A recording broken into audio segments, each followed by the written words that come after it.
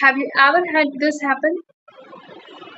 You complete an RCT, access is perfect, canals cleaned, obturated well, crown placed, yet the patient returns a few weeks later with pain or worse, swelling, discomfort, persistent percussion sensitivity. If this sounds familiar, the problem isn't your technique. In most such cases, the real issue is an incomplete diagnosis done at the start. Let's talk reality. In busy clinical practice, time is limited.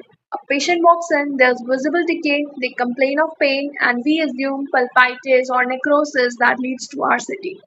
But what if there's a crack? What if the pain is referred from another tooth or the opposing arch?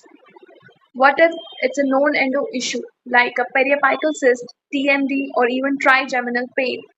What if the pain is from occlusal trauma or a hidden MB2? When we skip the full diagnostic protocol, we miss the real source of the problem. And then, no matter how good our cleaning and shaping is, the treatment fails.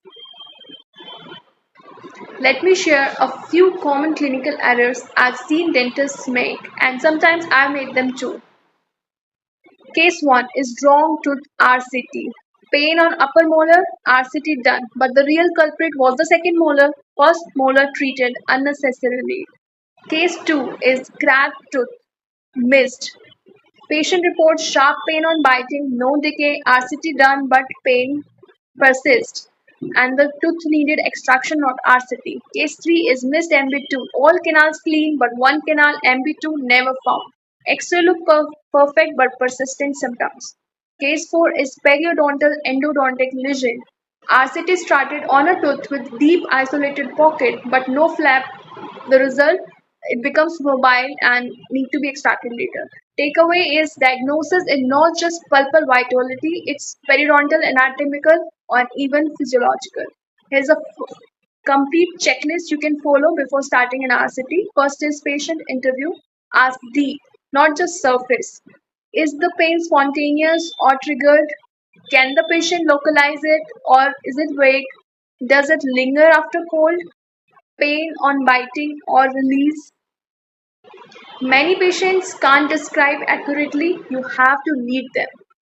Second is pulpal and periapical test. Cold test with endo ice or cotton pallet. EPT if unsure. Percussion and palpation. Bite test for the cracks. Always compare with controlled teeth. Third is radiographs, not just one. Take two